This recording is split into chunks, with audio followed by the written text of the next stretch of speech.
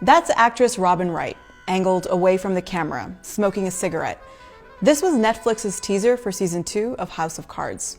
Watching it, you sense her character Claire Underwood's strength, her control. It foreshadows her rise to power. There is a sense of brooding thought and a hatching of a plan. But how?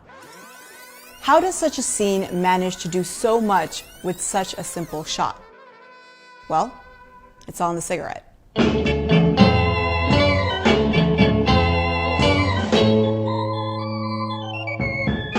Her face is barely visible. There is no dialogue, no music. The only action is the drag and the exhale, and the only object in play is a cigarette. We get what's being conveyed to us as the audience because what's referenced is an image that has been ingrained into our collective psyche. An attractive woman takes a drag from a cigarette and then on cue, maybe with a slight pause, says something forthright. I liked you better without the jacket. Or assertive. You still look like you have a pretty good body now, too, is that right? Or just rude. Could you leave? We've learned through repetition to associate the cigarette in a woman's hand with her dominance. We may be unaware of it, but we automatically are able to register, yes, this woman has a certain sense of authority. But why? Why do we make this association between the cigarette and a female character's independence, her power? It actually has a lot to do with this guy, Edward Bernays, the father of public relations. He once said, "We are governed, our minds are molded, our tastes formed, and our ideas suggested largely by men we have never heard of." Men like, well, Bernays. He played an instrumental role in using psychoanalysis to shape how we think about products in relation to our own lives and who we are and who we aspire to be. Bananas taste the best and are the best for you.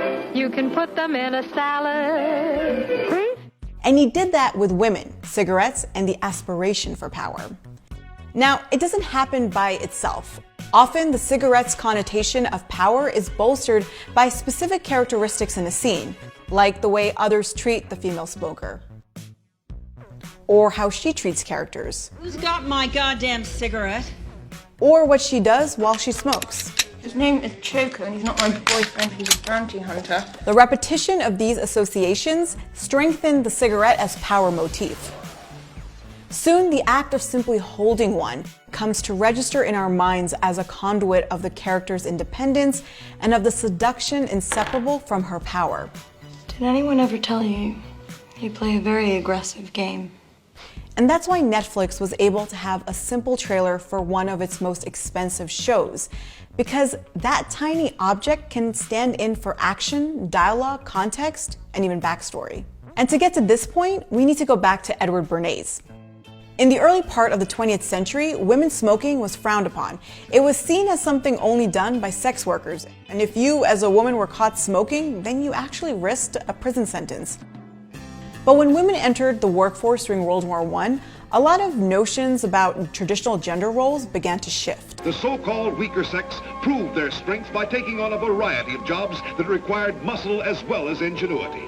The tobacco industry saw an opportunity to potentially double their market, but they had to do something about the stigma around women smoking in public.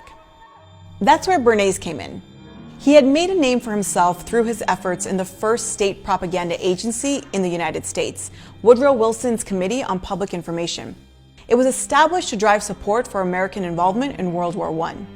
In a 1983 WNET interview with Bill Moyers, Bernays discussed how the subcommittee shaped him and his subsequent work. After experiencing this world situation and recognizing the importance of ideas as weapons, what Victor Hugo had once said, it is useless to send armies against ideas, I decided to open a small office and see whether we could not apply what I had learned in the war to peacetime pursuits.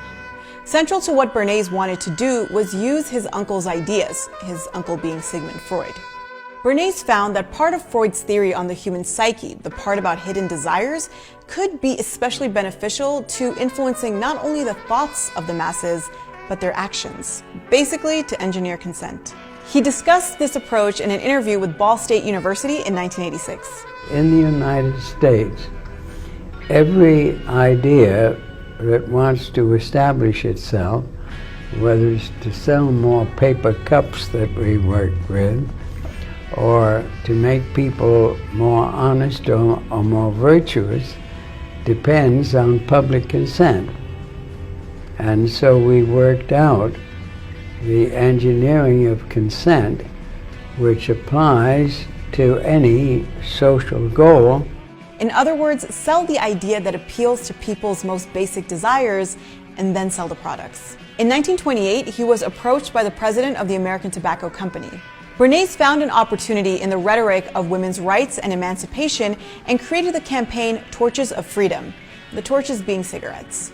Bernays arranged for a group of young, attractive women to march in 1929's Easter Sunday parade in New York City while smoking. He then tipped the press about women's activists lighting up torches for freedom to assert their equality with men at the parade, and the press ate it up. It was seen as it was sold, a gesture of independence, equality, and power, and it worked. Women started buying cigarettes, and the tobacco industry began targeted campaigns using women's desires and insecurities to sell these torches of freedom.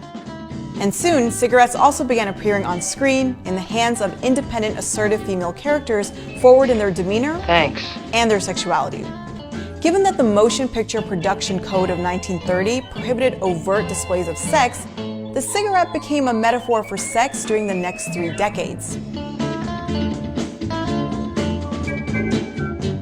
Now, the code was dismantled in the 1960s, but the motif was too ingrained to end there.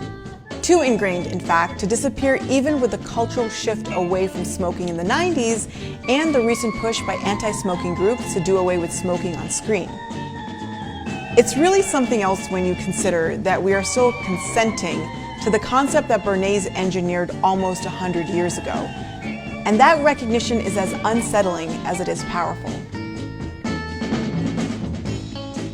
Hey guys, thanks for watching. So this concludes this season of Pop Americana. We'll be back soon, but in the meantime, we are working on something kind of cool. So don't forget to subscribe, like this video, share it, and also check out our playlist. It's pretty good.